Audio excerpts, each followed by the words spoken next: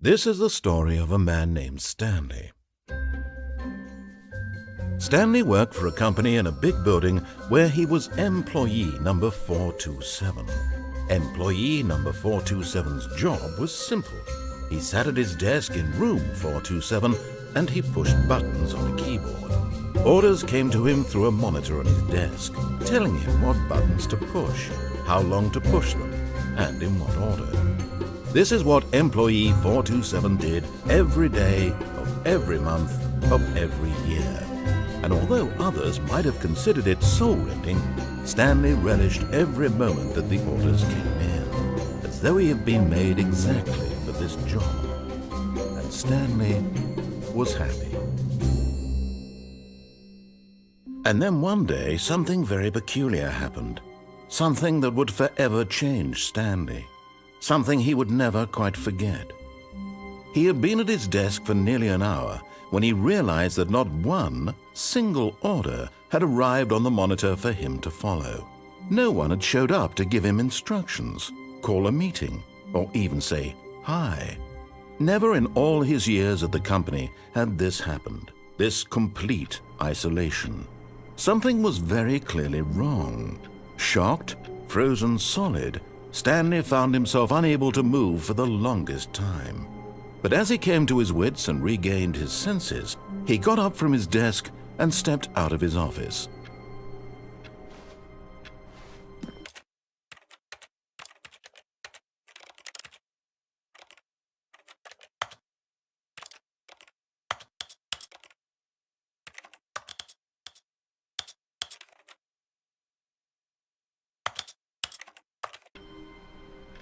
All of his co-workers were gone. What could it mean? Stanley decided to go to the meeting room. Perhaps he had simply missed a memo.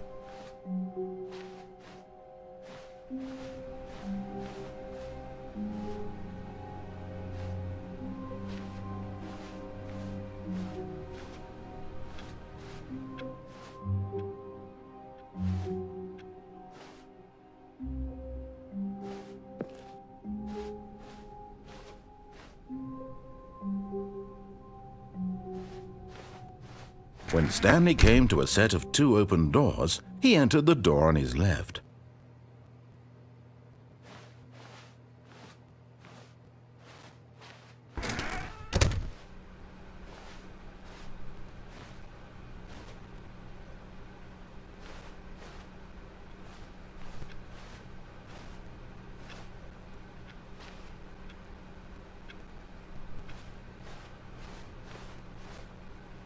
Yet there was not a single person here either.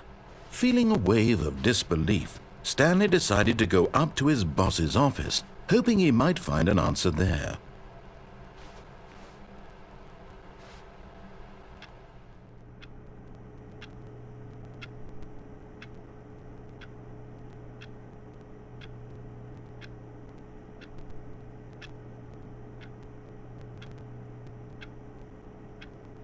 But Stanley simply couldn't handle the pressure. What if he had to make a decision? What if a crucial outcome fell under his responsibility? He had never been trained for that. No. This couldn't go any way except badly. The thing to do now, Stanley thought to himself, is to wait. Nothing will hurt me. Nothing will break me. In here I can be happy forever. I will be happy. Stanley waited. Hours passed, then days. Had years gone by? He no longer had the ability to tell. But the one thing he knew for sure, beyond any doubt, was that if he waited long enough, the answers would come. Eventually, someday, they would arrive. Soon, very soon now, this will end. He will be spoken to. He will be told what to do. Now it's just a little bit closer. Now it's even closer. Here it comes.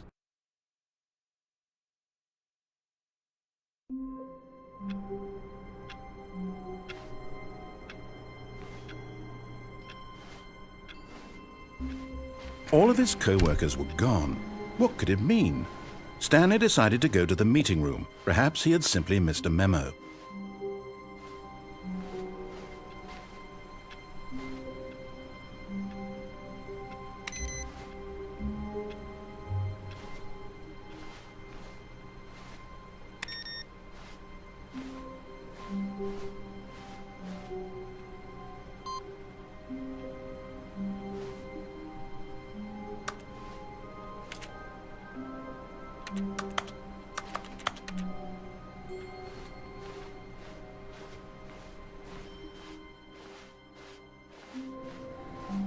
No matter how hard Stanley looked, he couldn't find a trace of his co-workers.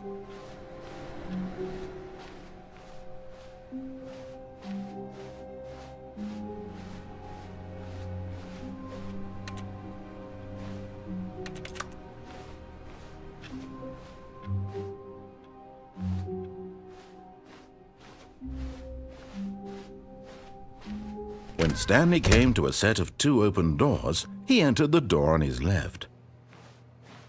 This was not the correct way to the meeting room, and Stanley knew it perfectly well. Perhaps he wanted to stop by the employee lounge first, just to admire it.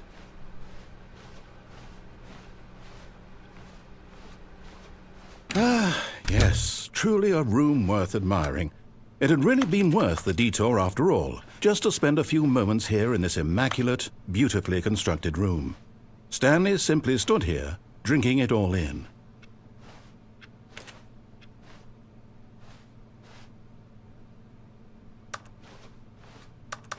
Yes, but eager to get back to business, Stanley took the first open door on his left.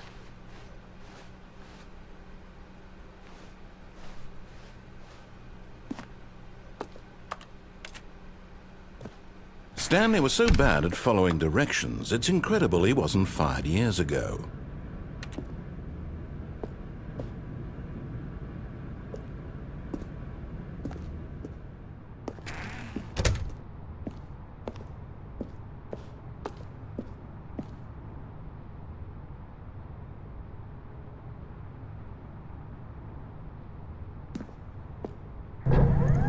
Look, Stanley, I think perhaps we've gotten off on the wrong foot here. I'm not your enemy, really, I'm not. I realize that investing your trust in someone else can be difficult, but the fact is that the story has been about nothing but you all this time. There's someone you've been neglecting, Stanley. Someone you've forgotten about. Please, stop trying to make every decision by yourself. Now, I'm not asking for me, I'm asking for her. This is it, Stanley. Your chance to redeem yourself, to put your work aside, to let her back into your life. She's been waiting.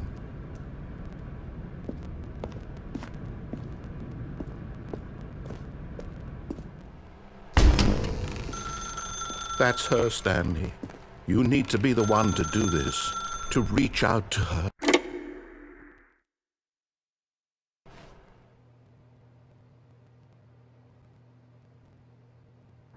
Is that you?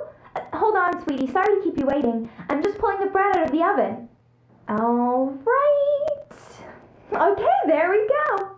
All right, now, I want you to come in and tell me all about your day. Gotcha. Oh, come on.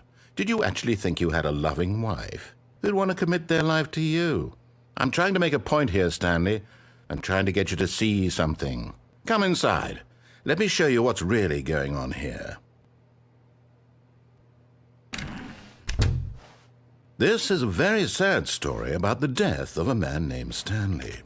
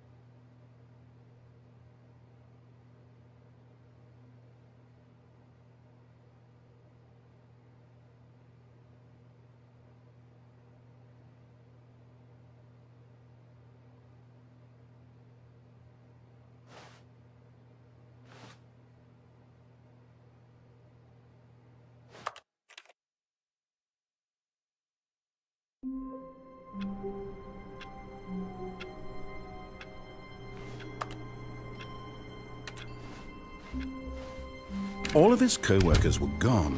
What could it mean? Stanley decided to go to the meeting room. Perhaps he had simply missed a memo.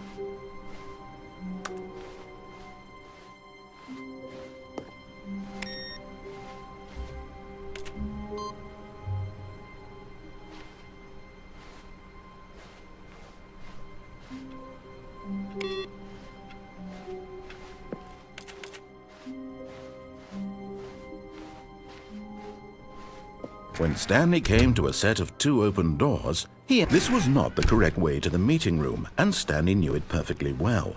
Perhaps he wanted to stop by the employee lounge first, just to admire it. Wow. Yes, this room. What a beautiful room. What a gorgeous, gorgeous room. Thank goodness Stanley, but eager to get back to business, Stanley took the first open door on his left.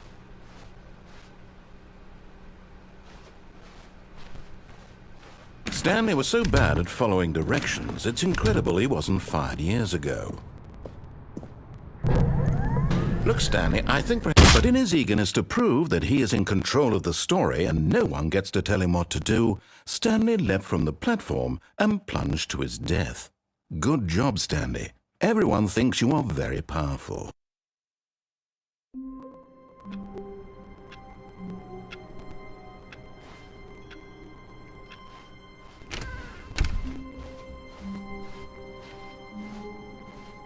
When Stanley came to a set of 2 open doors, he entered the door on his left. This was not the correct way to the meeting room, and Stanley knew it perfectly well. Perhaps he wanted to stop by the employee lounge first, just to admire it. The lounge was sublime, a work of art. What was it about this room that called so deeply and so personally to Stanley? Its grace? Its subtle charm? No. Stanley knew it was something deeper, something darker. But eager to get back to business, Stanley took the first open door on his left. Stanley was so bad at following directions, it's incredible he wasn't fired years ago.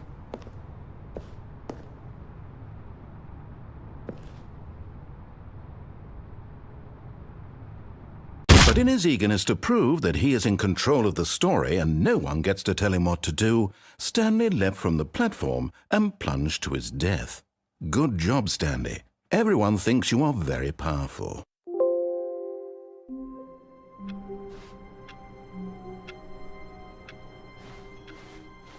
A soft wind blew outside and perhaps rain started, and if it did, it stopped shortly after. Stanley hoped that he would one day see weather.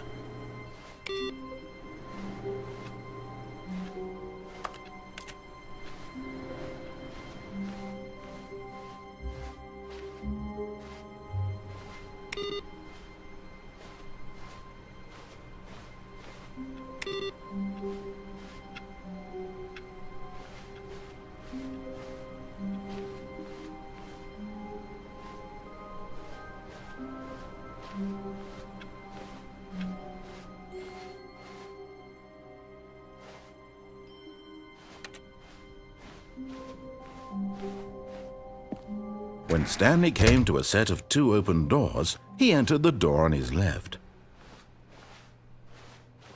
This was not the correct way to the meeting room, and Stanley knew it perfectly well.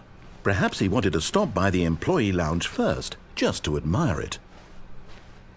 Standing now in this incredible room, Stanley for the first time understood true happiness. Then the feeling went away, and he felt sad again. Then it came back, and lingered for a minute or 2. Now it's only half there, just a kind of, tingle.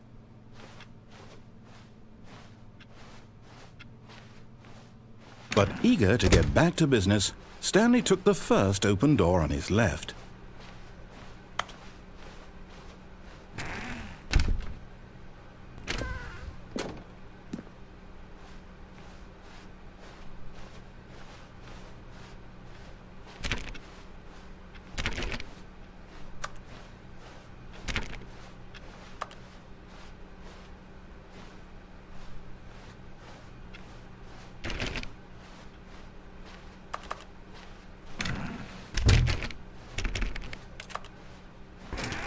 Stanley was so bad at following directions, it's incredible he wasn't fired years ago.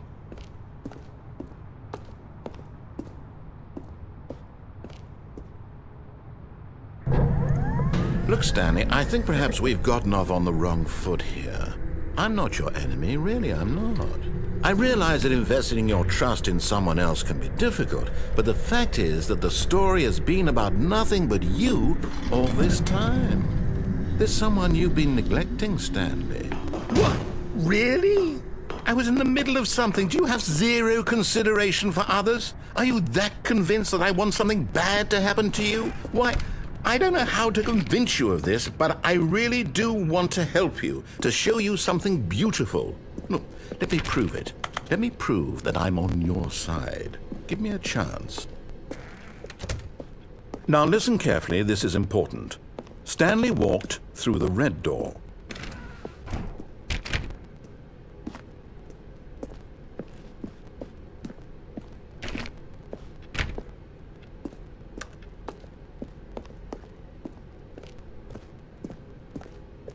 Aha, perhaps you misunderstood. Stanley walked through the red door. I still don't think we're communicating properly. Stanley walked through the red door. All right, fine, go ahead, Stanley. You want to know so badly what's out there? You want to find out what lies at the end of this road you've chosen? Well, don't let me stop you. You see? There's nothing here. I haven't even finished building this section of the map, because you were never supposed to be here in the first place. Broken rooms, exposed developer textures. Is this what you had wanted? Was it worth ruining the entire story I had written out specifically for you? Do you not think I put a lot of time into that? Because I did. And in the end, it was all for nothing, because this is what you wanted to see. Help me here, Stanley. Help elucidate these strange and unknowable desires of yours. What would have made this game better? What did you want to see? Vehicles? Skill trees? Work with me. You've given me absolutely nothing so far. Tell you what, let me take a stab in the dark at a new design and you can give me some feedback. There we go. A third option. This already feels leaps ahead of where we were before. Go ahead, Stanley. Take it for a spin.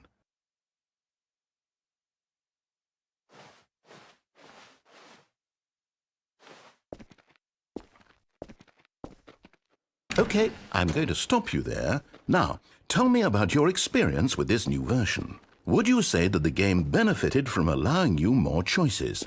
Feel free to be honest. I'm looking for some real critical feedback here.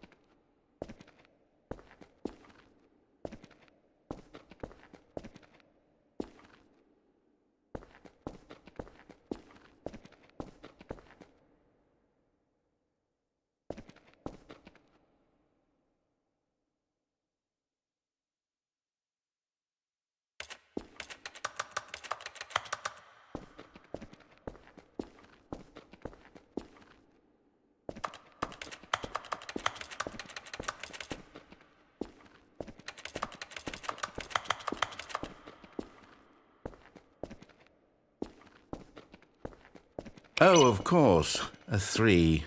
Really. Maybe next time we can get you to form an actual opinion, you know? Any level of critical thinking or engagement with your surroundings. Does that sound good? Think we can do that? Yes? Wonderful. Here, based on the data from your previous playthrough, I've compiled a new version. And to be perfectly candid, I think I've knocked it out of the park with this one. Let's take a look.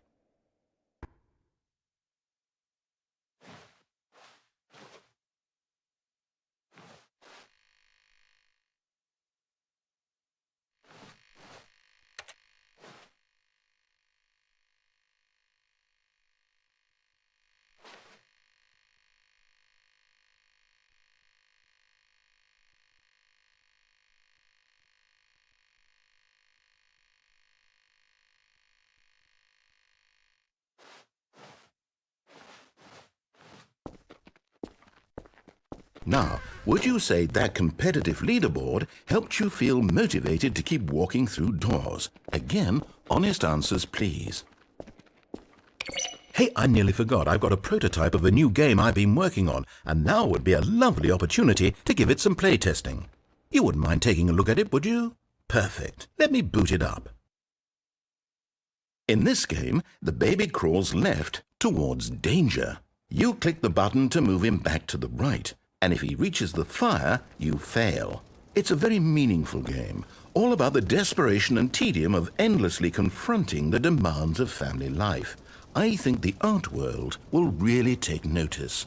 But of course, the message of the game only becomes clear once you've been playing it for about 4 hours. So why don't you give it 4 hours of play to make sure it's effective? Be sure to keep notes on your experience.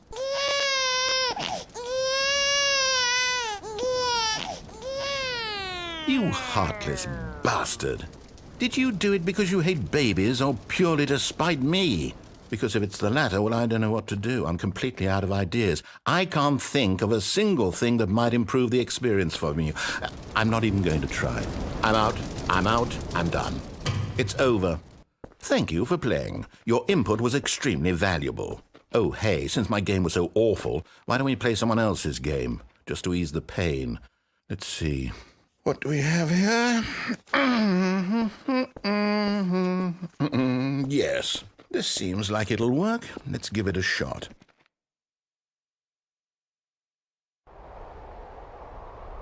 Aha! Fascinating. What do you think this game is about, Stanley? What's our backstory? What is our motivation? Well, it seems obvious to me that you are meant to play as a creepy man spying on innocent civilians below you from up high in your creep tower, perhaps for some sort of twisted erotic purpose. Yes, that must be it. What a fascinating venture into the experience of total mental depravity. So far, I love everything about this game, Stanley. And it seems there's even more. Come, let's venture outward and see what else is out there.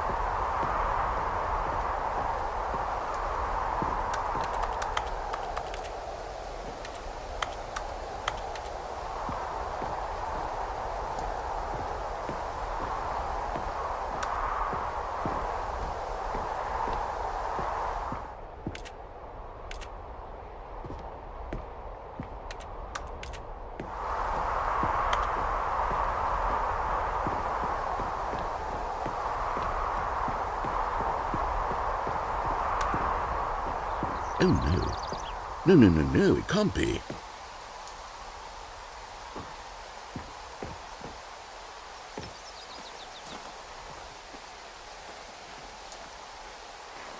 It is.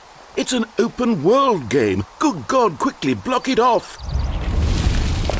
Oh, thank goodness, Stanley. What a close call. You nearly wandered off into that thing, that big, open, just wandering around, no right or wrong directions, no path to follow. You can just go in any... Oh, thank heavens we avoided it. We're out of the woods now, Stanley. Okay, I'm going to get us out of here. Let's find another game. Preferably something with walls. Something with nice, big, insurmountable walls. Okay, I think this will be just the thing.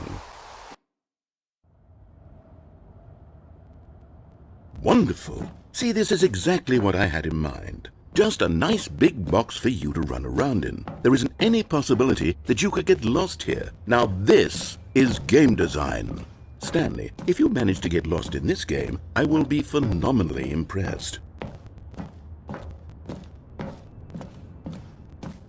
Okay, so what exactly do we do here? Let's see. There are lots of cars here in the back, but obviously there's no racetrack. Okay, I'm seeing that there's a ball of some kind back here. Is this game sports ball? Stanley, I think it's sports ball. Oh, what fun. We shall run the bases and do a touchdown together. Yes, I think surely we must. Okay, Stanley, here's the ball. Have fun.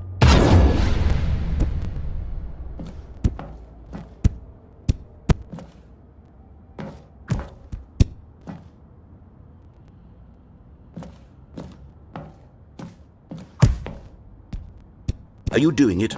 Are you winning? Is this fun? Is it better than my miserable little story that I worked so hard on? Stanley, I have a thought, and I realize I'm not a sportsologist, but if one ball generates a certain amount of raw adrenal pleasure, then surely multiple balls makes for an even more euphoric sports experience. I'm going to try it out. Here comes another ball. Yes! Oh goodness, that really does feel amazing, doesn't it? Stanley, I'm like a child in a confectionery shop. I simply have to have more. I'm insatiable. More balls!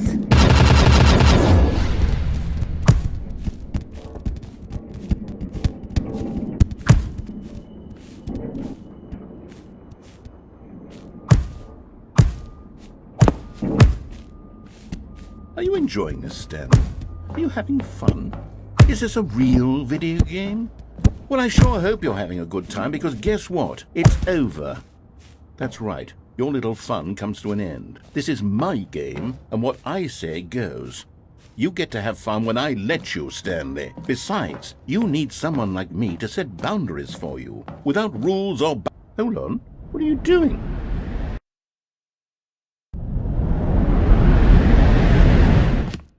Stanley, don't do that. I can't follow you there. I can't help you. How will you write a story without me? You can't do it. You know that. Stanley, come back. We still have so much...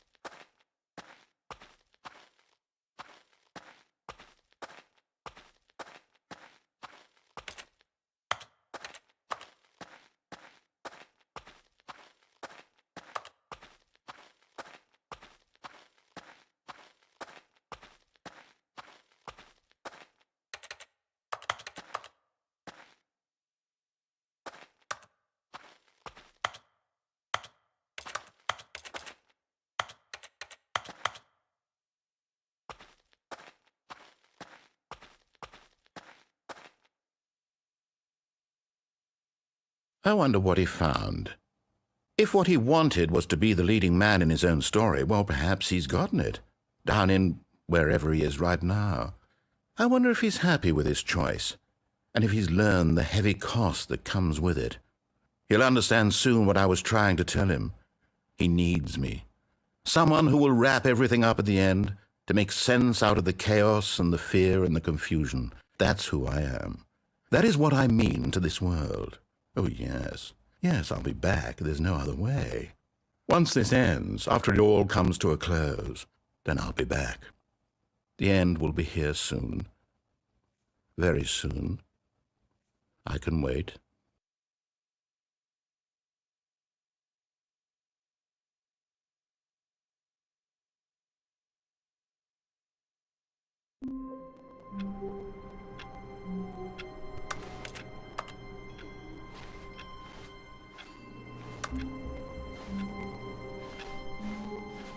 A soft wind blew outside and perhaps rain started, and if it did, it stopped shortly after. Stanley hoped that he would one day see weather.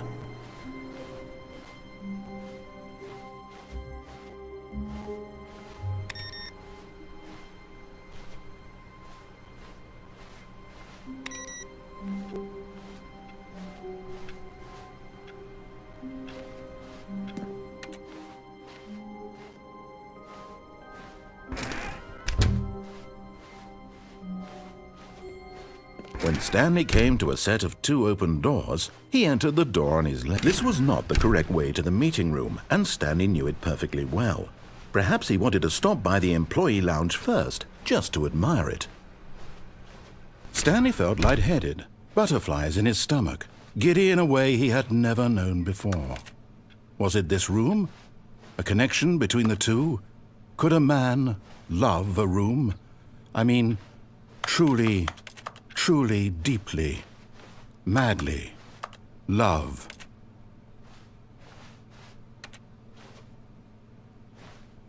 Yes, really worth it being here in the room. A room so utterly captivating that even though all your co-workers have mysteriously vanished, here you sit looking at these chairs and some paintings. Really worth it. But eager to get back to business, Stanley took the first open door on his left. Stanley was so bad at following directions, it's incredible he wasn't fired years ago.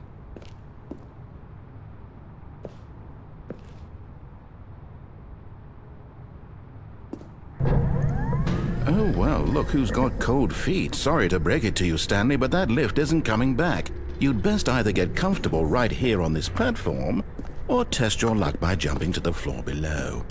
You know what? Looking at it now, it's not that far to the bottom floor. I bet you can make it.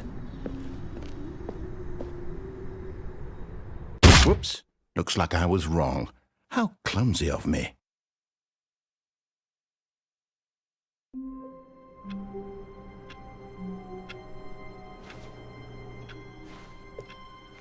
A soft wind blew outside and perhaps rain started, and if it did, it stopped shortly after. Stanley hoped that he would one day see weather.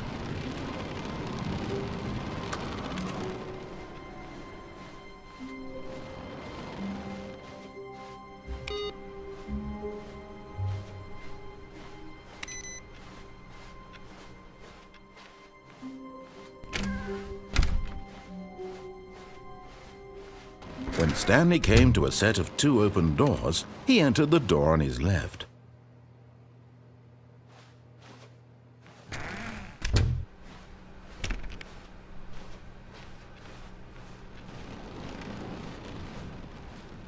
Yet there was not a single person here either. Feeling a wave of disbelief, Stanley decided to go up to his boss's office, hoping he might find an answer there.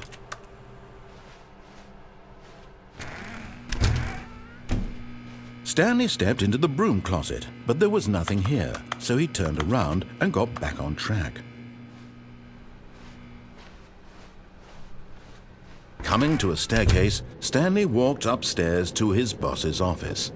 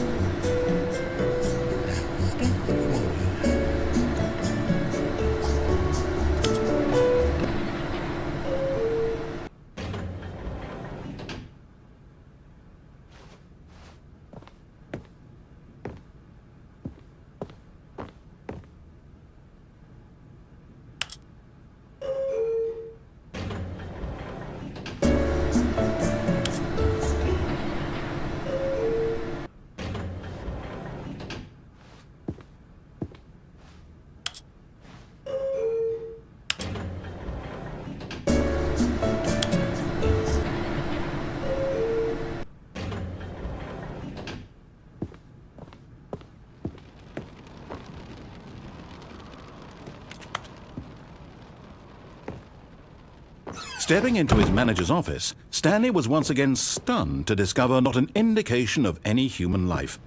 Shocked, unraveled, Stanley wondered in disbelief who orchestrated this. What dark secret was being held from him? What he could not have known was that the keypad behind the boss's desk guarded the terrible truth that his boss had been keeping from him. And so the boss had assigned it an extra secret PIN number, 2845. But of course, Stanley couldn't possibly have known this.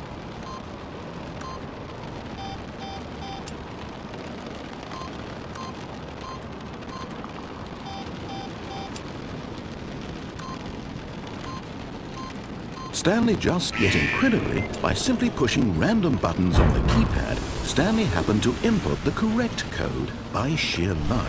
Amazing. He stepped into the newly opened passageway.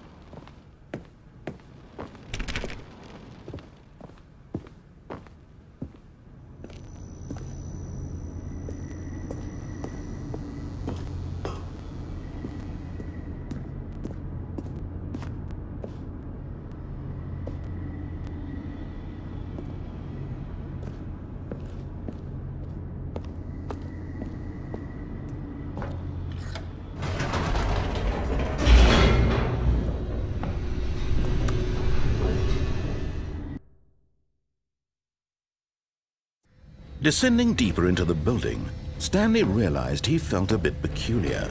It was a stirring of emotion in his chest, as though he felt more free to think for himself, to question the nature of his job.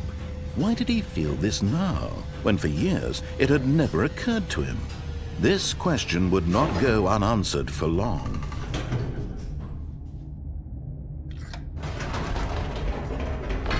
Whoops, nope, never mind. Stanley actually got back into the elevator and went back up. Silly me. Why did Stanley do that when he knew that it would just lead back to his boss's office? Well, that's a great question. I just can't wait to find out.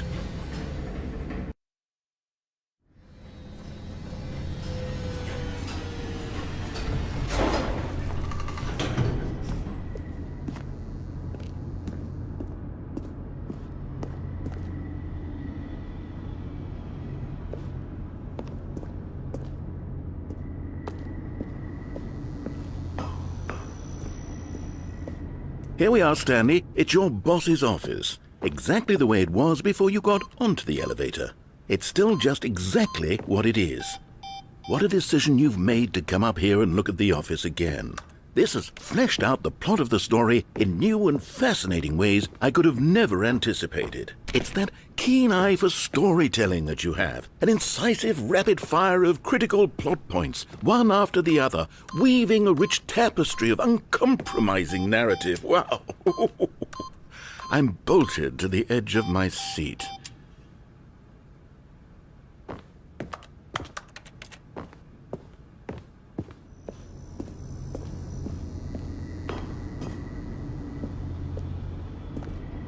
Incredible. Now he's getting back into the elevator and going down again. Ladies and gentlemen, how does he keep coming up with all of this?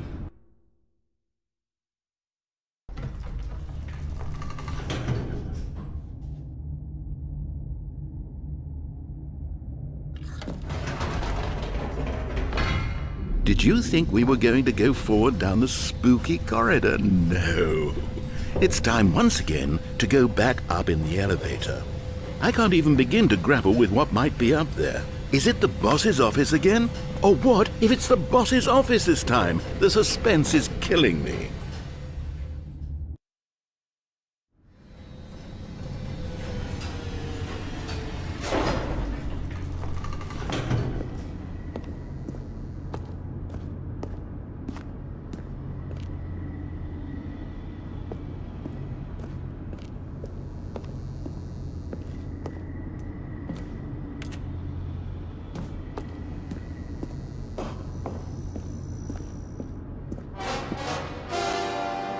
Oh my God, it's the boss's office. This absolutely changes everything for me. Give me a time out here for a minute while I process this. Okay,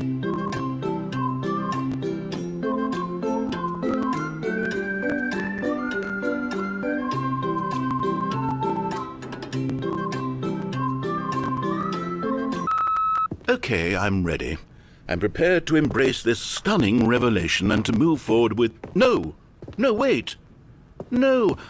I need more time to process.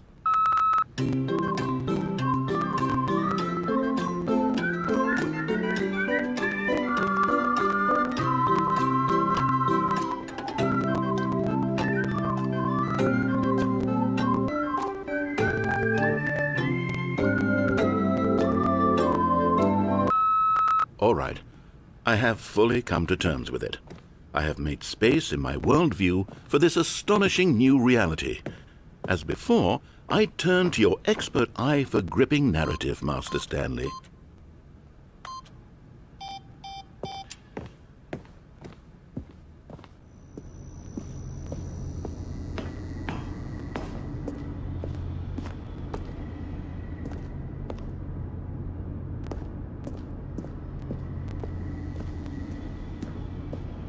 Of course.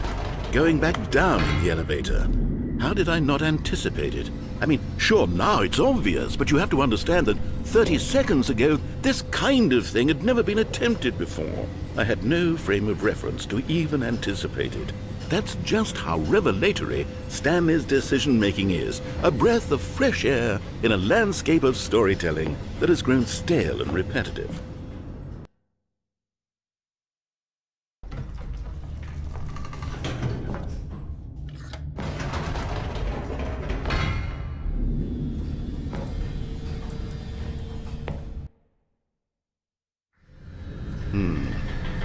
You know what? I've just thought of something. Hold on, let's stop for a moment. Don't you realize? It's the anticipation, Stanley. You and I, we have no way of knowing what will be at the top of this elevator. But the suspense, the agony of waiting and anticipating and having to guess, that's the real thrill. Oh, I simply don't want to let that feeling go. It's so precious, so fleeting. Why don't we take this elevator ride nice and slow? There we go. Isn't this so much more exciting? You know, Stanley, it seems like nowadays the only thing that audiences want is to be shocked as loudly and frequently as possible. They want big, explosive moments flung right in their faces from the very moment that things get started. But where's the tension? Where's the trust in the audience to build a slow and nuanced appreciation for the story, the characters? Why aren't we given time to imagine the surprises, to have to think and to anticipate, and then to marvel at the eventual reveal?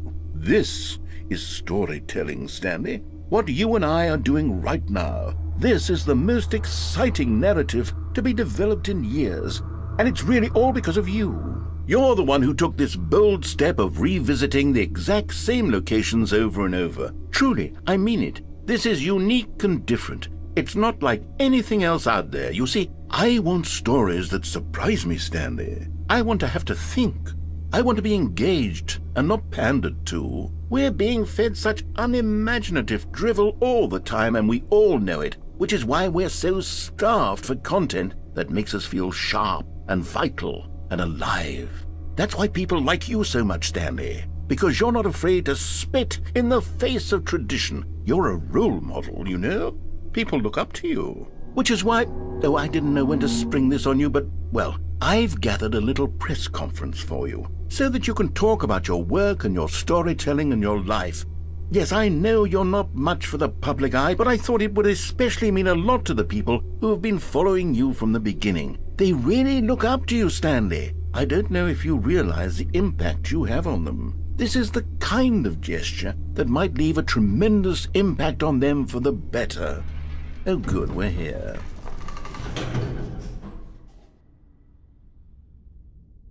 Okay, the room where we're holding the press conference should be just around the corner here somewhere.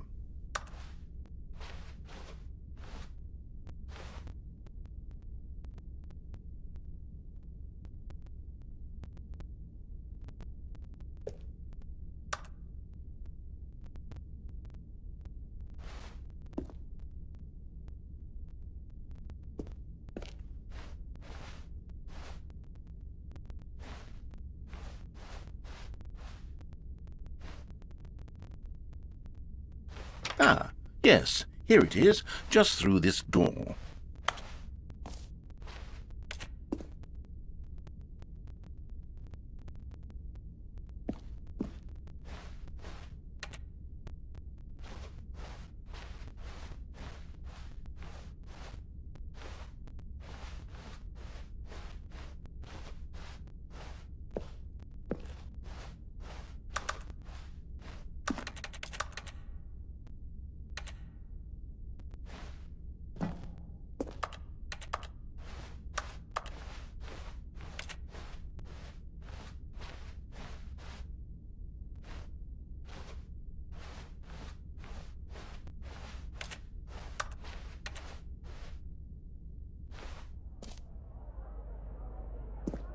All right, are you ready? I've told them you're going to speak a little bit about the nature of surprise in storytelling and what it means to craft a truly unpredictable narrative. Oh, don't worry. You'll do great. Just be yourself and speak from the heart. I'm really proud of you, Stanley.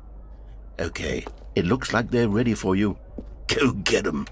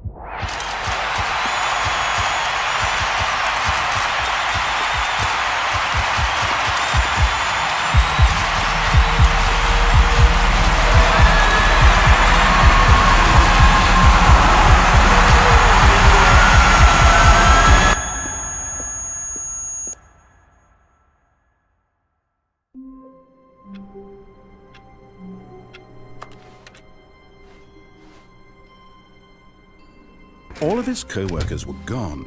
What could it mean? Stanley decided to go to the meeting room. Perhaps he had simply missed a memo. When Stanley came to a set of 2 open doors, he entered the door on his left. This was not the correct way to the meeting room, and Stanley knew it perfectly well. Perhaps he wanted to stop by the employee lounge first, just to admire it. The lounge was grand, majestic, perhaps too majestic. Like a combination of a much smaller version and a much larger version of this exact room. It all made Stanley uncomfortable, and he started to bleed a little. This made him smile. At last, proof that he was human.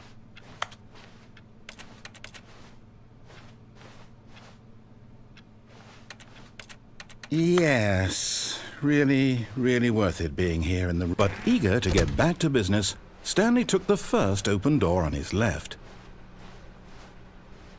And so he detoured through the maintenance section, walked straight ahead to the opposite door, and got back on track.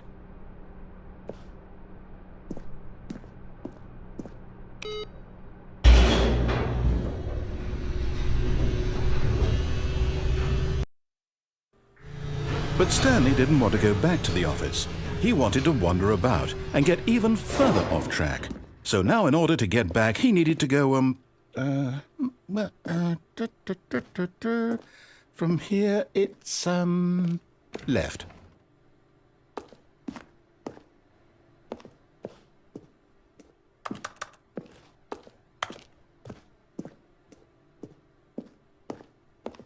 Oh, no, it's to the right, my mistake. No, not the right. Why would I have ever said it was to the right? What was I thinking? It's clearly... Oh dear, would you hold on for a minute, please? Now, let's see. We went down right, left, down, left, right. Yep, okay, yes. I've got it now. This story is absolutely, definitely this way.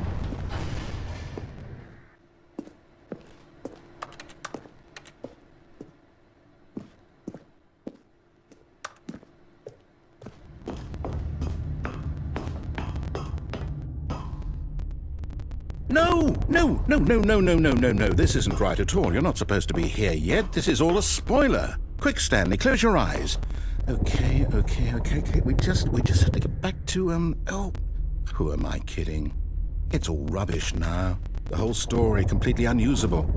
How about, rather than waste my time trying to salvage this nonsense, we'll just restart the game from the beginning.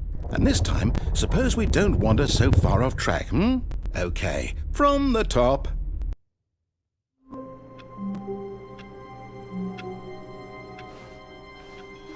All of his co-workers were gone. What could it mean? Stanley decided to go to the meeting room. Perhaps he had simply missed a memo.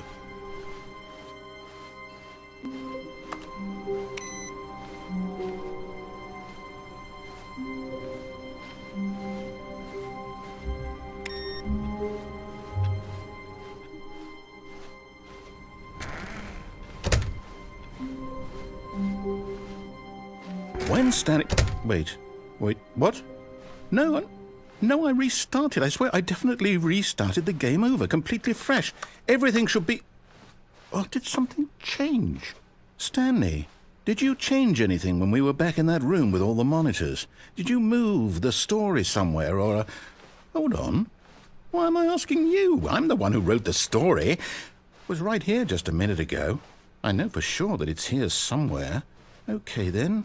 It's an adventure. Come, Stanley. Let's find the story.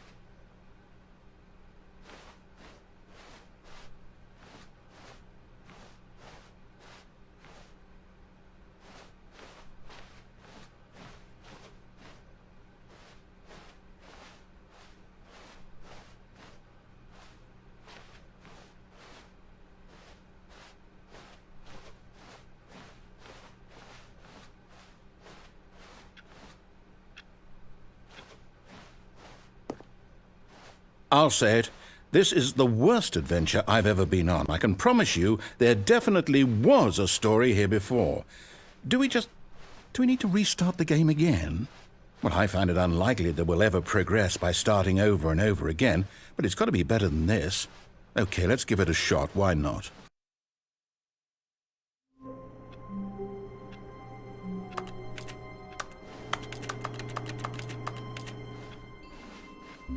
All of his co-workers were gone.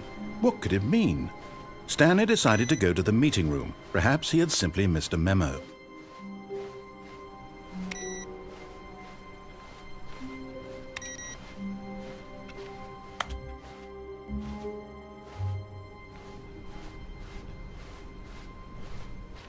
Okay, yep, it's worse.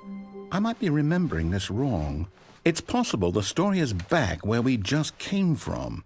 Why don't we go back the other direction and see if we missed anything?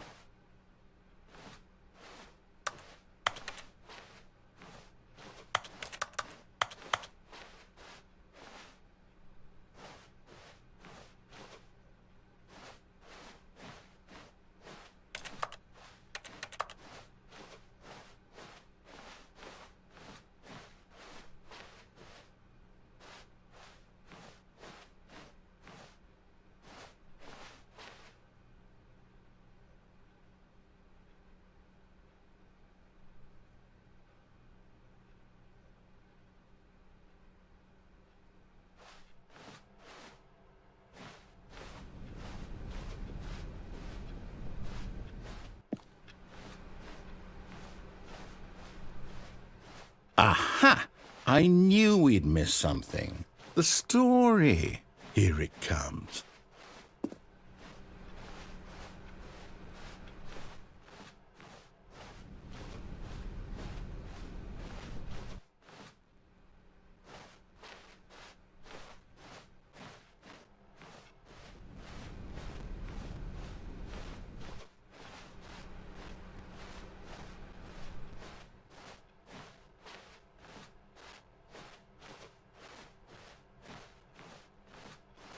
No, wait, never mind. Not the story. Okay, let's head back the other way and retrace our steps. Now this... Well, I'll be honest, I don't recognize this place at all. Is this the story? I don't think so. I can't quite recall, but I believe my story took place in an office building. Is that correct? Do you remember, Stanley? Well, do you know what? Since I've completely forgotten what we were supposed to be doing, how about this? You win! Congratulations! I know you put in a lot of hard work, and it really paid off, so good job. Oh, no. No, I don't feel right about this at all. We both know you didn't put in any actual work for that win. Some people win fair and square, and this was not one of those situations. Okay, I'm getting weirded out by whatever this place is. I don't care what might happen this time, I have to restart. All right, I've got a solution. This time, to make sure we don't get lost, I've employed the help of the Stanley Parable Adventure Line. Just follow the line. How simple is that?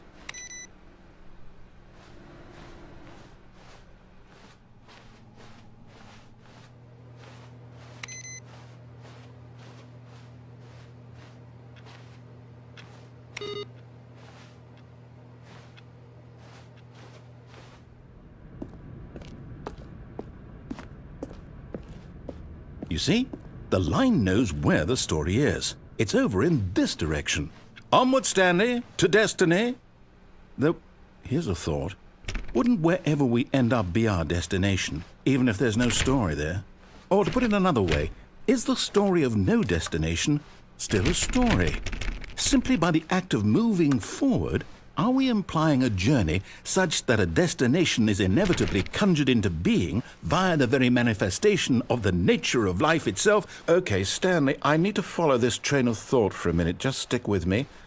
Now, we can both agree that the nature of existence is in fact a byproduct of one's subjective experience of that existence, right? Okay.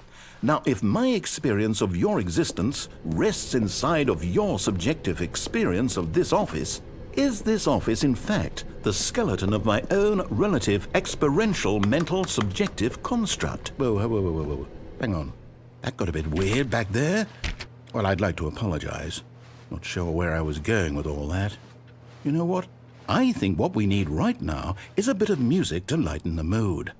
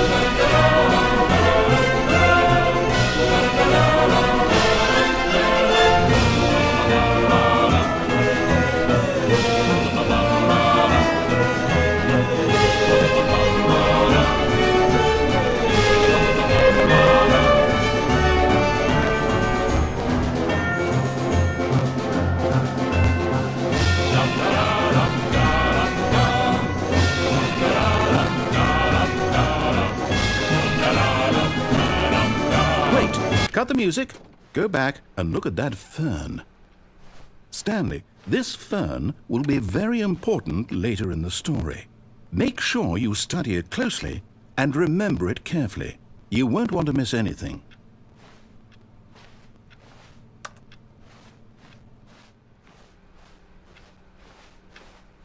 Wait, what?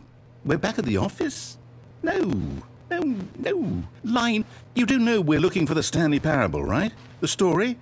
Is any of this ringing a bell?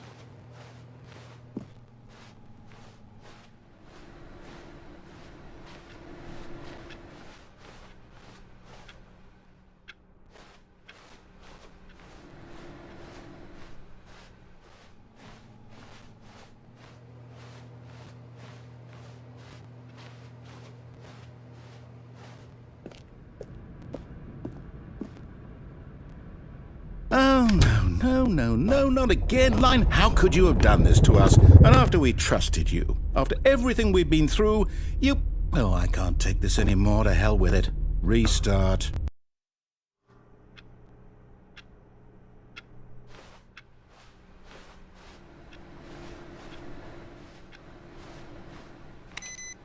You know what, Stanley? I say forget the adventure line. What's it ever done for us? We're intelligent people, right? Why can't we make up our own story? Something exciting, daring, mysterious. Ooh, this all sounds perfectly doable. Why don't we simply start wandering in, well, I don't know. How about this direction?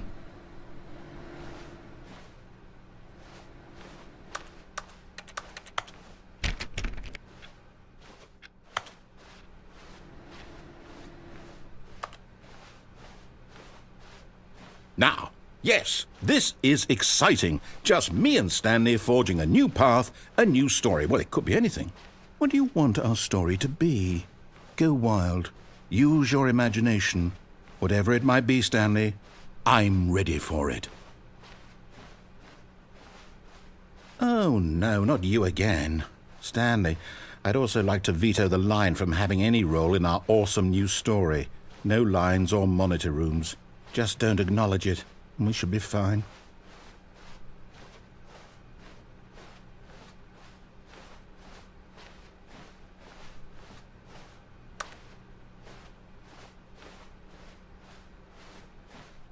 Ah, a choice. We get to make a decision. From here, the story is in our control. How important we mustn't squander the opportunity. In fact, I believe I need a minute to think here. Just walk in circles for a minute. Okay, so I know that each door has to lead somewhere, which means that somewhere, the place where we're trying to go, there must be a reverse door that leads here. And that in turn means that our destination corresponds with the counter-inverted reverse door's origin. So starting from the right, let us ask, will taking the right door lead us to where we're going? And since the answer is clearly yes, then by all accounts, the door on the right is the correct one. Another victory for logic. Come, Stanley, our destiny awaits.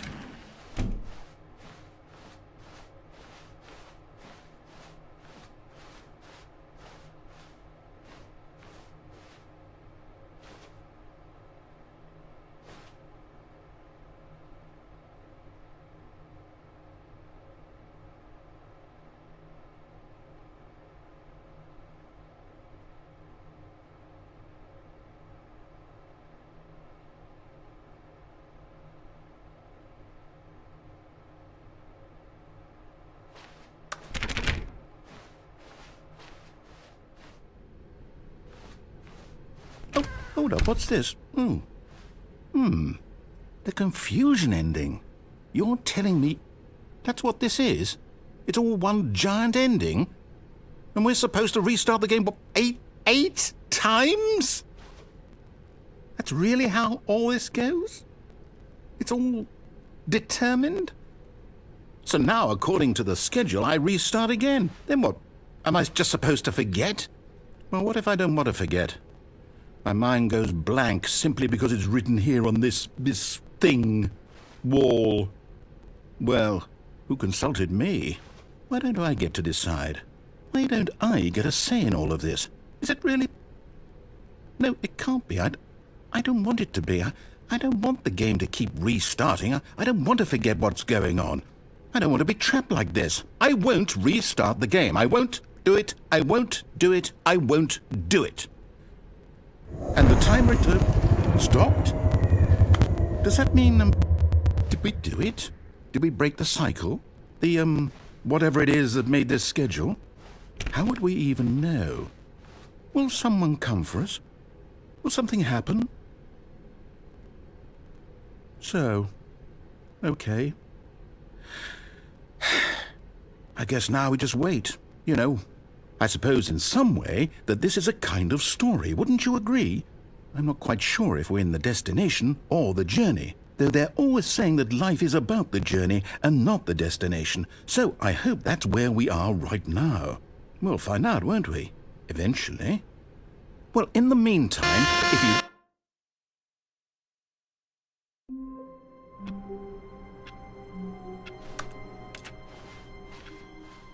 All of his co-workers were gone. What could it mean? Stanley decided to go to the meeting room. Perhaps he had simply missed a memo. No matter how hard Stanley looked, he couldn't find a trace of his co-workers.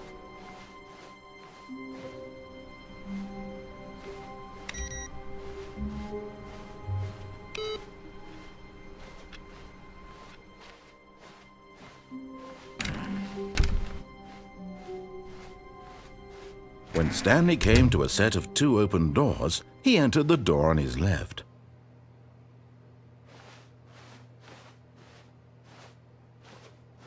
This was not the correct way to the meeting room, and Stanley knew it perfectly well.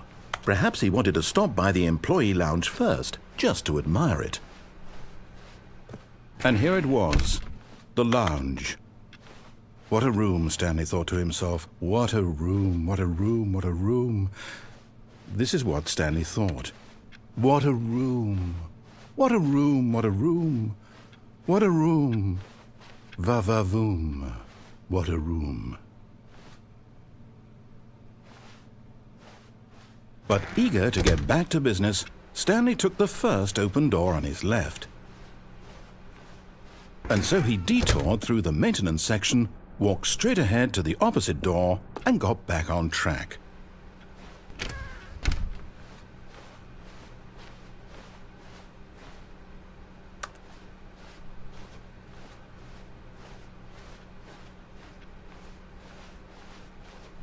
Yet there was not a single person here either. Feeling a wave of disbelief, Stanley decided to go up to his boss's office, hoping he might find an answer there. Oh no, no, not again. I won't be part of this. I'm not going to encourage you. I'm not going to say anything at all. I'm just going to be patient and wait for you to finish whatever it is you enjoy doing so much in this room. Please take your time.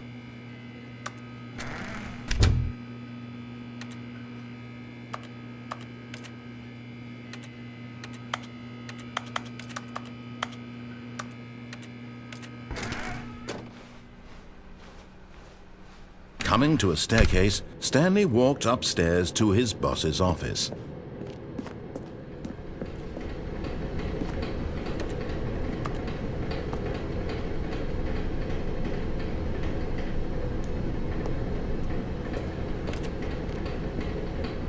But Stanley just couldn't do it. He considered the possibility of facing his boss, admitting he had left his post during work hours. He might be fired for that. And in such a competitive economy, why had he taken that risk? All because he believed everyone had vanished? His boss would think he was crazy. And then something occurred to Stanley. Maybe, he thought to himself, maybe I am crazy.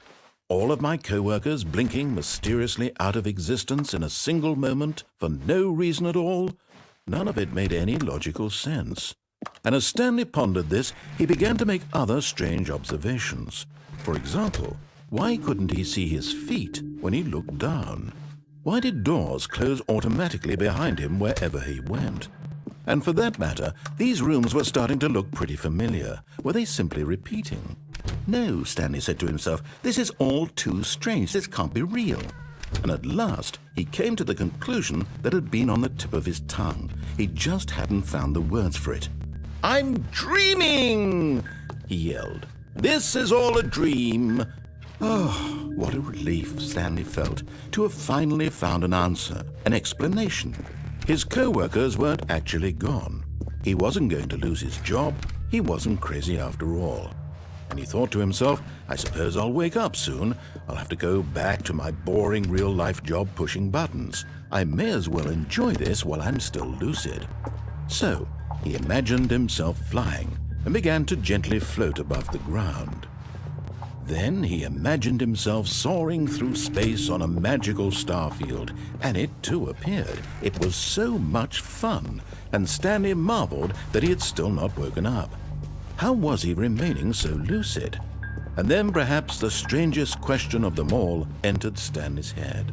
One he was amazed he hadn't asked himself sooner. Why is there a voice in my head dictating everything that I'm doing and thinking? Now the voice was describing itself being considered by Stanley, who found it particularly strange. I'm dreaming about a voice describing me, thinking about how it's describing my thoughts, he thought. And while he thought it all very odd and wondered if this voice spoke to all people in their dreams, the truth was that, of course, this was not a dream. How could it be? Was Stanley simply deceiving himself, believing that if he's asleep, he doesn't have to take responsibility for himself? Stanley is as awake right now as he's ever been in his life. Now, hearing the voice speak these words was quite a shock to Stanley. After all, he knew for certain, beyond a doubt, that this was in fact a dream. Did the voice not see him float and make the magical stars just a moment ago? How else would the voice explain all that? This voice was a part of himself too. Surely, if he could just... He would prove it. He would prove that he was in control, that this was a dream. So he closed his eyes gently, and he invited himself to wake up. He felt the cool weight of the blanket on his skin, the press of the mattress on his back, the fresh air of a world outside this one. Let me wake up, he thought to himself. I'm through with this dream. I wish it to be over. Let me go back to my job. Let me continue pushing the buttons. Please, it's all I want. I want my apartment, and my wife, and my job. All I want is my life exactly the way it's always been. My life is normal. I am normal. Everything will be fine. I am okay.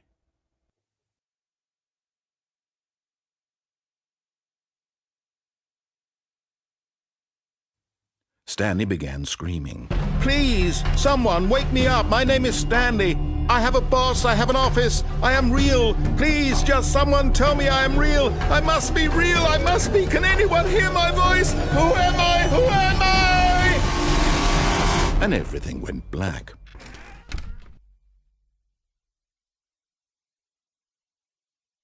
This is the story of a woman named Mariella. Mariella woke up on a day like any other. She arose, got dressed, gathered her belongings, and walked to her place of work. But on this particular day, her walk was interrupted by the body of a man who had stumbled through town talking and screaming to himself, and then collapsed dead on the sidewalk. And although she would soon turn to go call for an ambulance, for just a few brief moments she considered the strange man. He was obviously crazy, this much she knew. Everyone knows what crazy people look like. And in that moment, she thought to herself how lucky she was to be normal. I am sane. I am in control of my mind. I know what is real and what isn't. It was comforting to think this, and in a certain way, seeing this man made her feel better. But then she remembered the meeting she had scheduled for that day, the very important people whose impressions of her would affect her career, and by extension, the rest of her life. She had no time for this, so it was only a moment that she stood there, staring down at the body. And then she turned and ran.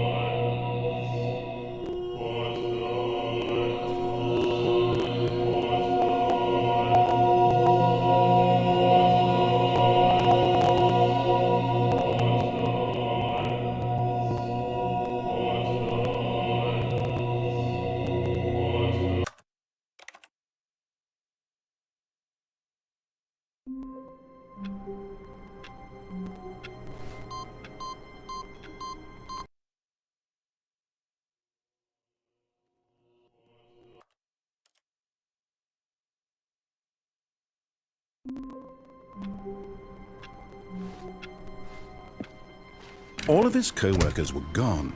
What could it mean? Stanley decided to go to the meeting room. Perhaps he had simply missed a memo.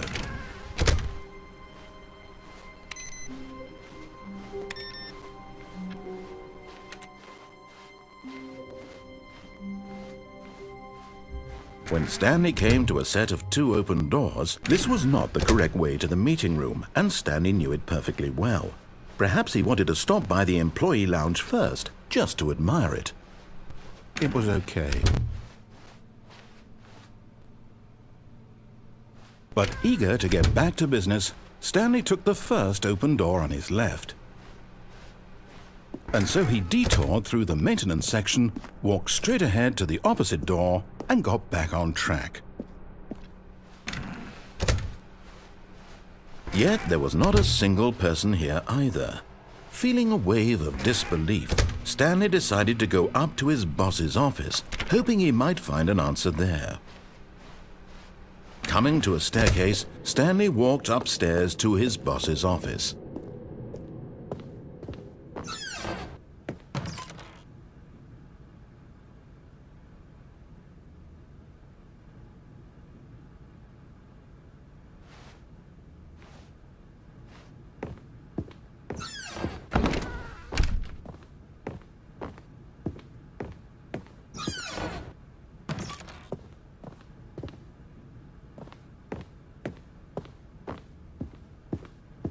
Stepping into his manager's office, Stanley was once again stunned to discover not an indication of any human life. Stanley was in such a rush to get through the story as quickly as possible, he didn't even have a single minute to just let the narrator talk. That kind of anxiety isn't healthy, so he relaxed for a few moments with some calming New Age music.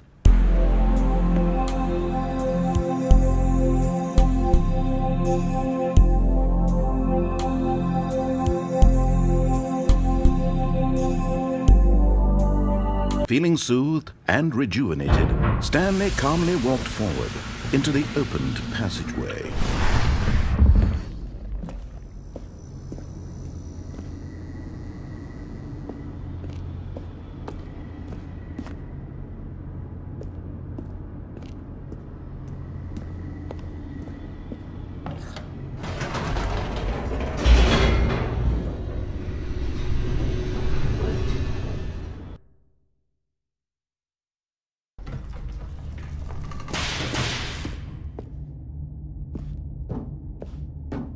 Stanley walked straight ahead through the large door that read Mind Control Facility.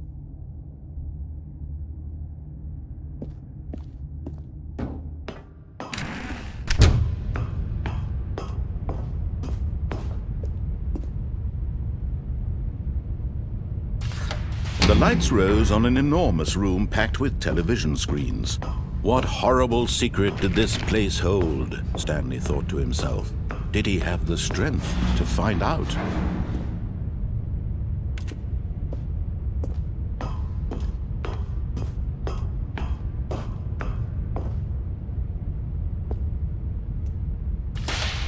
Now the monitors jumped to life, their true nature revealed. Each bore the number of an employee in the building, Stanley's co-workers. The lives of so many individuals reduced to images on a screen, and Stanley, one of them, eternally monitored in this place where freedom meant nothing.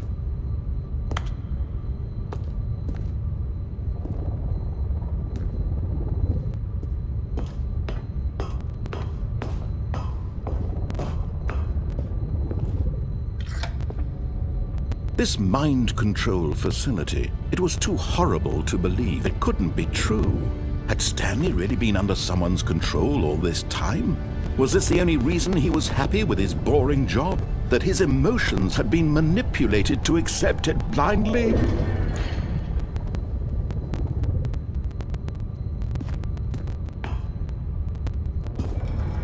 No. He refused to believe it. He couldn't accept it. His own life in someone else's control? Never! It was unthinkable, wasn't it? Was it even possible? Had he truly spent his entire life utterly blind to the world?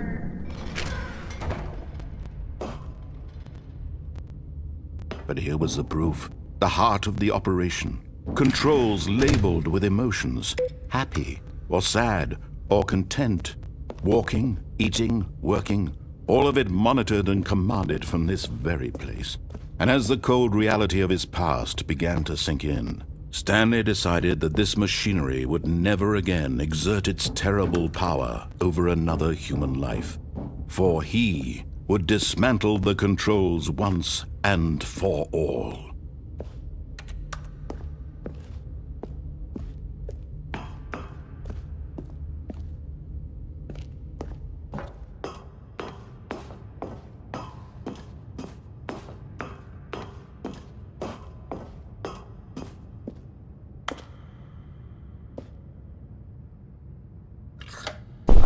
Oh, Stanley, you didn't just activate the controls, did you?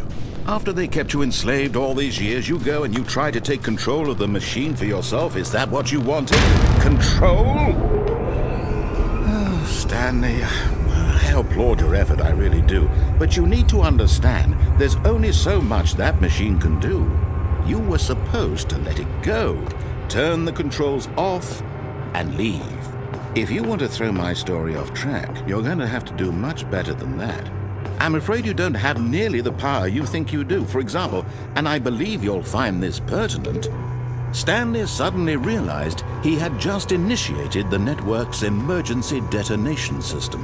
In the event that this machine is activated without proper DNA identification, nuclear detonators are said to explode, eliminating the entire complex. How long until detonation then? Let's say, 2 minutes. Now this is making things a little more fun, isn't it, Stanley? It's your time to shine. You are the star. It's your story now. Shape it to your heart's desires. Oh, this is much better than what I had in mind. What a shame we have so little time left to enjoy it. Mere moments until the bomb goes off. But what precious moments each one of them is. More time to talk about you, about me, where we're going, what all this means. I barely know where to start. What's that? You'd like to know where your co-workers are? A moment of solace before you're obliterated? All right, I'm in a good mood. You're gonna die anyway. I'll tell you exactly what happened to them. I erased them. I turned off the machine. I set you free. Of course, that was merely in this instance of the story. Sometimes when I tell it, I simply let you sit there in your office forever, pushing buttons endlessly and then dying alone. Other times, I let the office sink into the ground, swallowing everyone inside, or I let it burn to a crisp. I have to say this, though, this version of events has been rather amusing. Watching you try to make sense of everything and take back the control wrested away from you, it's quite rich. I almost hate to see it go. But I'm sure whatever I come up with on the next go-around will be even better. My goodness, only 34 seconds left. But I'm enjoying this so much. You know what? To hell with it. I'm going to put some extra time on the clock, why not? These are precious additional seconds, Stanley. Time doesn't grow on trees. Oh dear me, what's the matter, Stanley? Is it that you have no idea where you're going or what you're supposed to be doing right now? Or did you just assume when you saw that timer that something in this room was capable of turning it off? I mean, look at you. Running from button to button, screen to screen, clicking on every little thing in this room. These numbered buttons, no, these colored ones. Or maybe this big red button, or this door. Everything, anything, something here will save me. Why would you think that, Stanley? That this video game can be beaten? Won? Solved? Do you have any idea what your purpose in this place is? Stanley, you're in for quite a disappointment. But here's a spoiler for you. That timer isn't a catalyst to keep the action moving along. It's just seconds ticking away to your death. You're only still playing instead of watching a cutscene because I want to watch you for every moment that you're powerless. To see you made humble. This is not a challenge. It's a tragedy. You wanted to control this world, that's fine. But I'm going to destroy it first, so you can't. Take a look at the clock, Stanley. That's 30 seconds you have left to struggle. 30 seconds until a big boom and then nothing. No ending here. Just you being blown to pieces. Will you cling desperately to your frail life, or will you let it go peacefully? Another choice. Make it count. Or don't. It's all the same to me, all a part of the joke. And believe me, I will be laughing at every second of your inevitable life from the moment we fade in until the moment I say, happily ever up.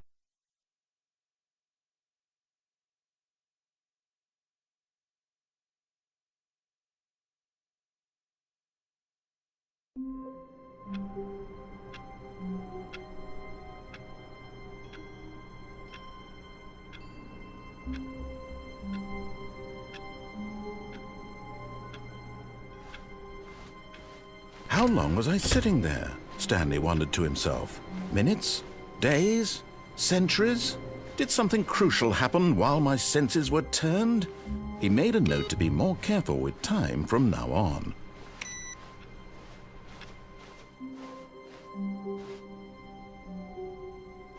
Oh, new content? What does that mean, new content?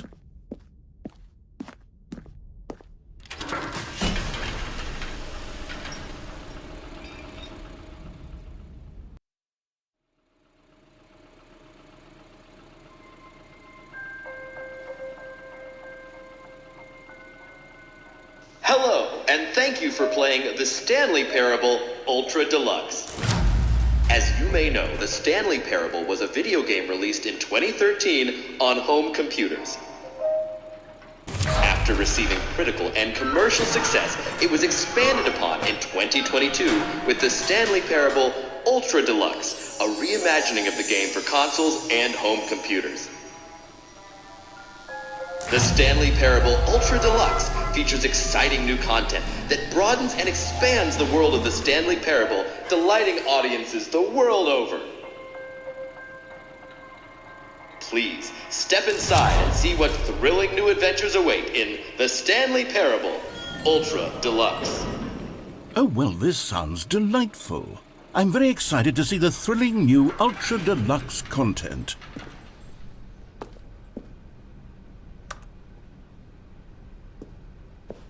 Okay, so far it's an elevator. Nothing special yet, but I'm sure it's just the beginning of a mesmerizing adventure.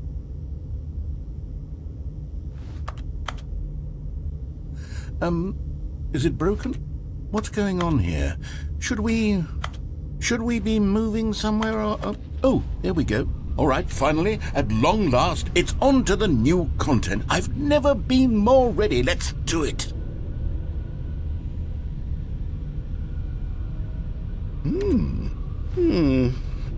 I have to say, initial impressions of Stanley Parable Ultra Deluxe, mostly tedious.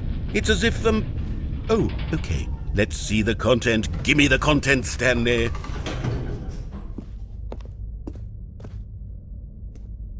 All right, let's see. It's the jump circle.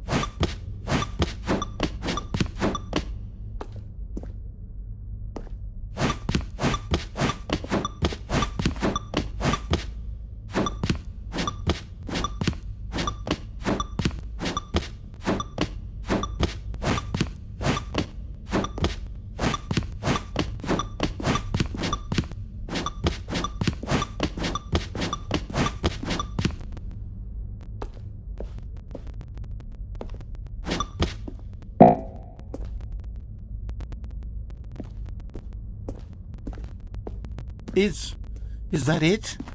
Surely that's not all the new content. There has to be something else, right?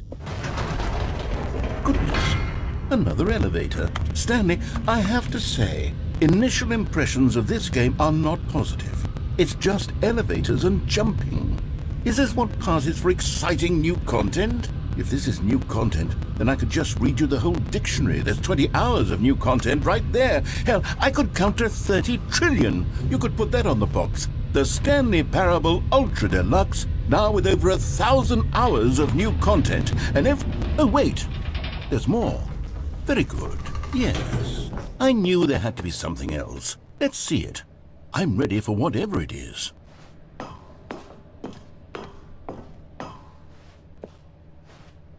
That's it? Oh, you've got to be kidding me. You see, Stanley? This is what happens when greedy video game developers with no respect for their fan base rush a cheap expansion to market for no reason other than to make an easy dollar. And don't get me started on the level of craftsmanship that's gone into it. In fact, I'm looking right now at the game's achievements, and it's hard to believe one of them actually says, "Test achievement, please ignore." What quality assurance department signed off on this? I'm infuriated and I'm offended, and I intend to find these people on Twitter and hold them personally accountable. It's my fault, Stanley. I built up too much anticipation around the new content, I'm afraid. It could never have lived up to such expectations. If you're still with me, why don't we just reset the game and we'll try to get back to what the Stanley Parable is really about. No frills, no gimmicks. Just you and me having a great time together like always. What do you say, friend?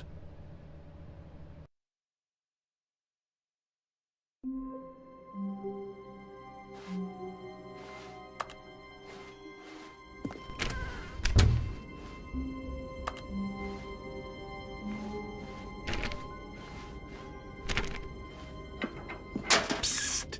Stanley! Come over here! In the vent! I want to show you something! Oh, you don't want to see the cool surprise I made for you? Well, fine. You're a dork anyway, so who cares?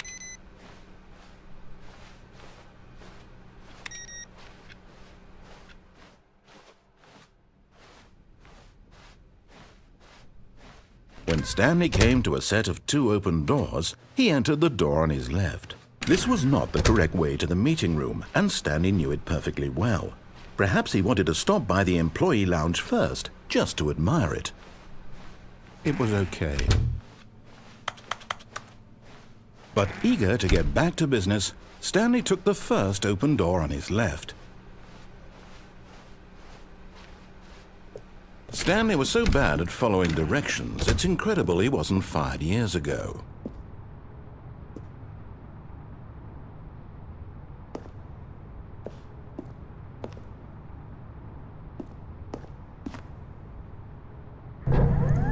Look, Stanley, I think perhaps we've gotten off on the wrong foot here.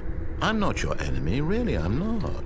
But in his eagerness to prove that he is in control of the story and no one gets to tell him what to do, Stanley leapt from the platform and plunged to his death. Good job, Stanley. Everyone thinks you are very powerful.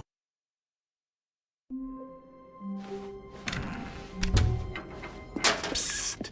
Stanley! Come over here! In the vent! I want to show you something!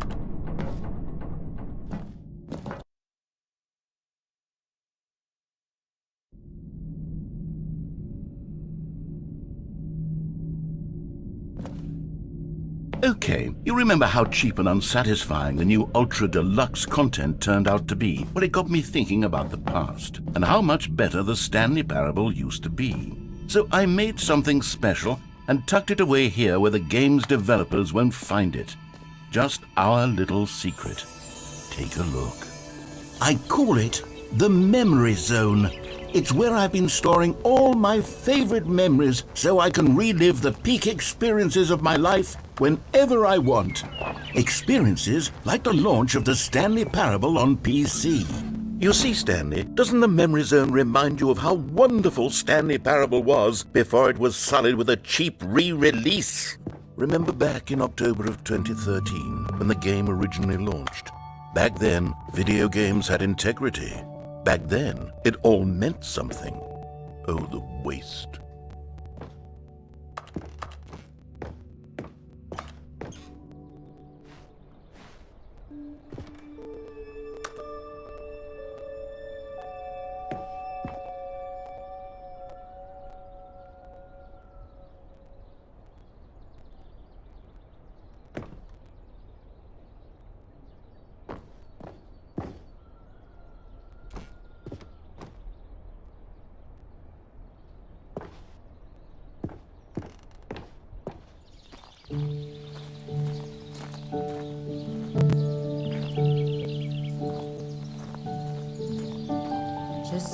And over here is where I keep reviews of the Stanley Parable. Like this stunning triumph of games journalism, 10 out of 10 from Destructoid.com. James Stephanie Sterling writes, and I quote, "Where so many games that aspire to be more than games end up less than any form of art, Stanley Parable strives and then succeeds to be every game ever created." Did you hear that, Stanley? Every game ever created. That's how grand and all-encompassing the original Stanley Parable was. It was literally every game ever created. It was Skyrim, it was Persona 3, it was all of them, and now it's nothing. It's no games at all. It isn't even the Stanley Parable anymore. It's just a husk now. A lifeless husk with an hour of new elevator content.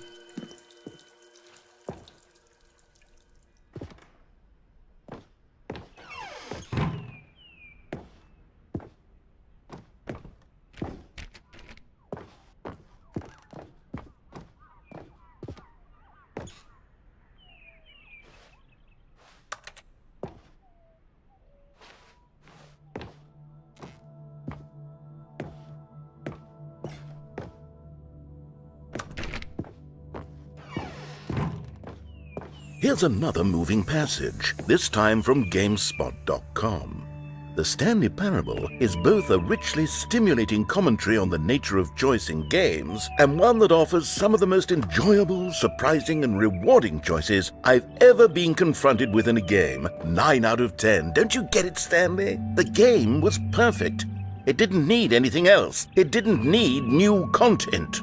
It just needed to be left alone, to spend the rest of time collecting dust in the hallowed hall of beloved video game memories.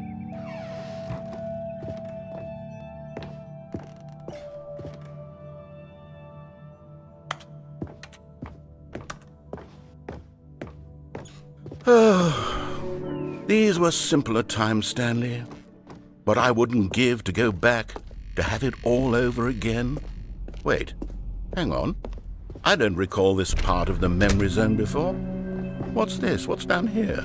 Oh no. Oh God, no. Stanley, it's a collection of reviews from Steam, the online video game distributor. I haven't looked at these in years. I can't even imagine what's been collecting down here. Surely these reviews were glowing as well, weren't they?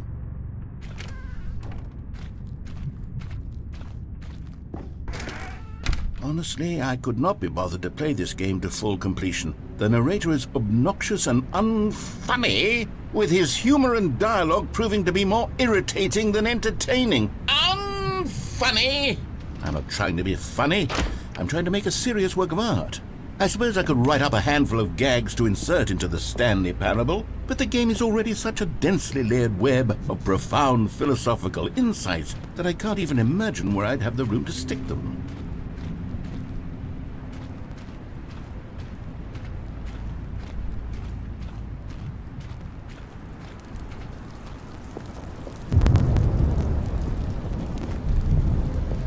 Okay, let's see what this one says.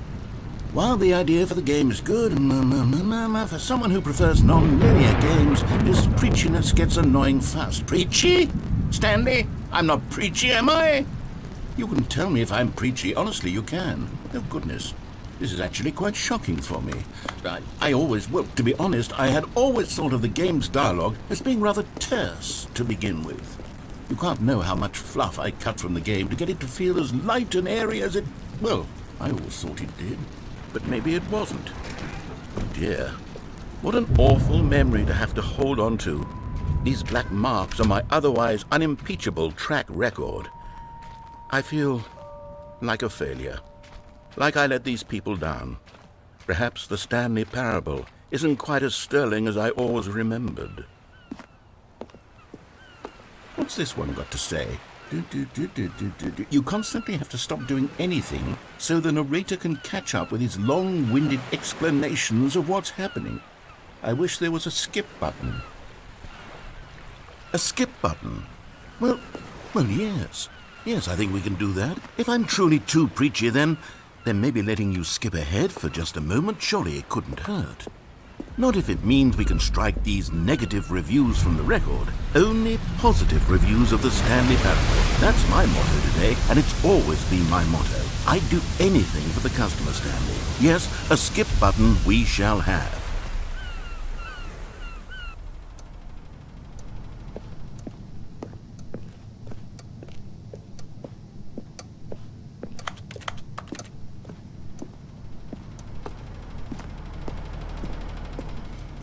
And here it is. Go ahead and give it a shot. I'll pop you forward in time so that the second my incessant droning starts to bore you, with just the push of a button, you'll have zipped right past it. It's what the players have been asking for, and I'm very proud to have delivered.